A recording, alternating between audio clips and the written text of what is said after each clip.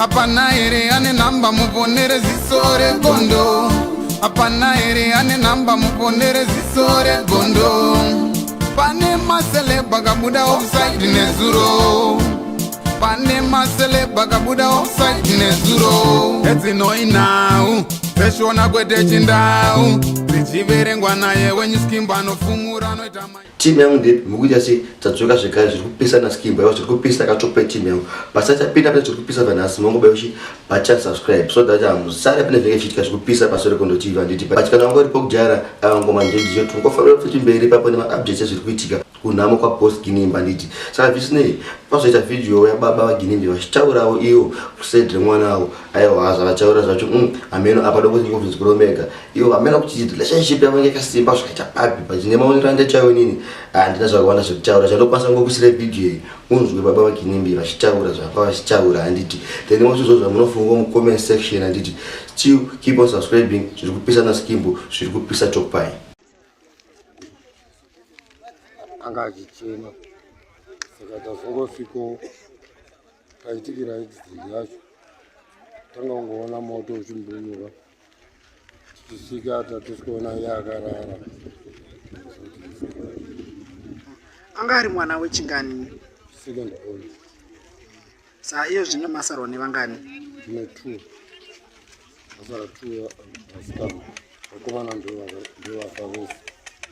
Masirwawo vazukuru here? Vakomana ava vanongoita vachisiya kumbovanzwisisa saka tinonyatsoziva chaichai vanhu kuti vanambobvira agara vichi anonzani wamuze?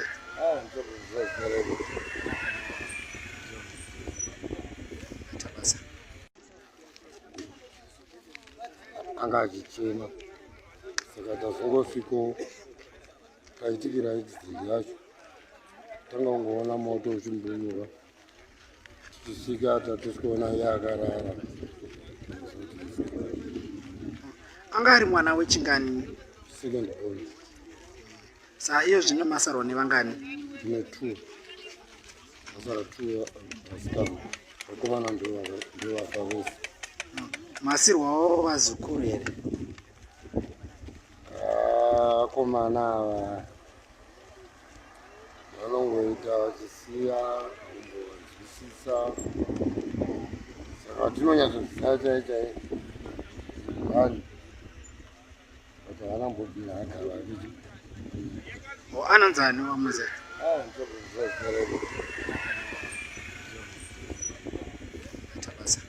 Apana ere ane namba muponere zisore gondo. Apana ere ane namba muponere zisore gondo. Pane masele bagabuda offside nezuro. Pane masele bagabuda offside nezuro. Eti noi now. Peshona kwete chindau. Zichiverengwa naye wenye skimba no fumura no itama.